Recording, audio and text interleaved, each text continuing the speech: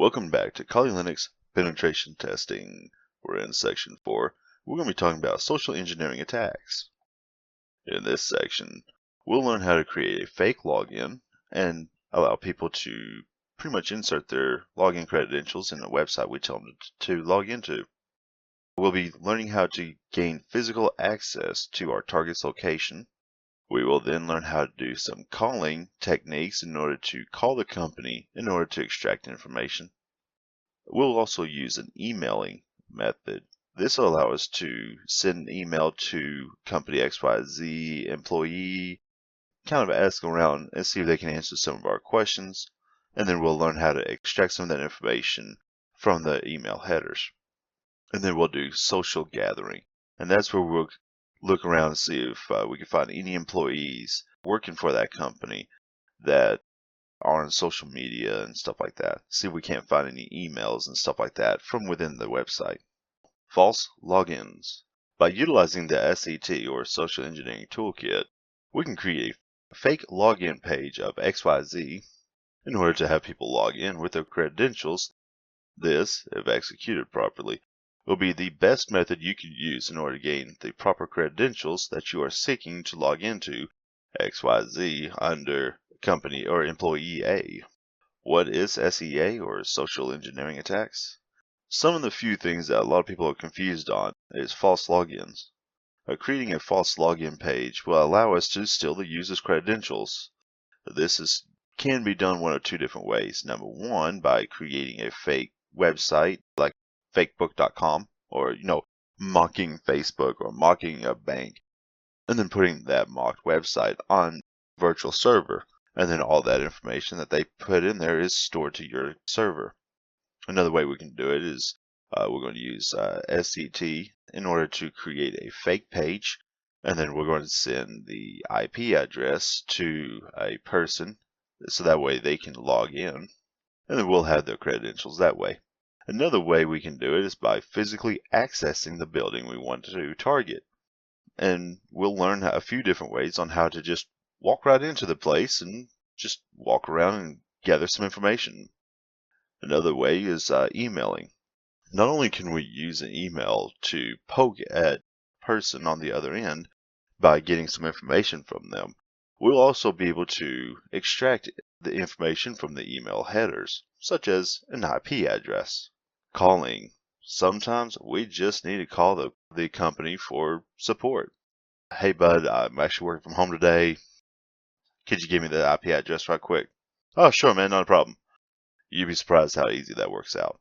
But we'll talk about some of these things as we go along. So let's go ahead and boot up our Kali machine. And the first thing we want to do, I already have Social Engineering Toolkit on my favorites, but if you come down here to Show, SO, there it is right there. Alrighty. So the first thing we want to do once we get here is we want to basically spoof a website that will allow people to essentially log in. So what we want to do is we want to click number 1 for a social engineering attack. We want to do a website attack vector, so we push number 2. And then finally we want to do at number 3. We just want to grab the credentials from them. Once we have that, we want to select Site Cloner, so click number 2. So now here's the IP address that we want all this information saved to. This can be done locally, or we can set this to virtual server. For this case, I'm going to set it to my local computer. Alrighty. Now that we have set the IP address, what we want to do is we want to basically clone a website. So let's go ahead and clone. Let's clone Facebook. It's the largest one out there. So let's do facebook.com. Alrighty. So now this is done. What can we do? Well, you can't just say, hey, go check this out. What we're going to do is we're going to come over here to our Firefox and we're going to open up our email. So inside of here, let's go to box.osmo.com. What I'm going to do here is I'm going to log into my email, and I am going to send an email to another person to use that's on my network. This is working on on the network set inside here. So what I want to do is create an email that will allow people to go to my IP address, and they can basically more or less log in. So if I compose, I'm just going to go ahead and compose it to myself. And I'm going to do aubreywlove@gmail.com. Subject, updated, website. Now this is going to be great if you can create the subject, login to Facebook securely. Hello. If you use this IP address below, this is the top secret login page for Facebook that the CEO, CTOs, and Linux admins use to log in. Have a look. And then we put in 192.168.129. So we're going to send that off to them. Alrighty, so that gets sent off. Alrighty, so that is sent off. What I'm going to do now is I'm going to come over here to my personal email over here. I'm going to go to gmail.com. Alrighty, so right here, log into Facebook securely.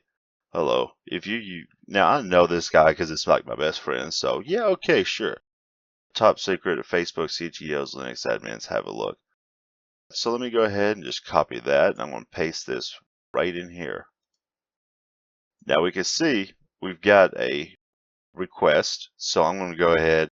I'm not going to put in my real information, but I'm going to go ahead and put in something fake. So I'll do alove@yahoo.com, abc123. No, that was not my real username or password. So now, as we can see, we have our email, alove@yahoo.com, and our pass is abc123. Now we can hit Control C, and we're good to go. So that's how you can create that. Now you have person A's Facebook login information.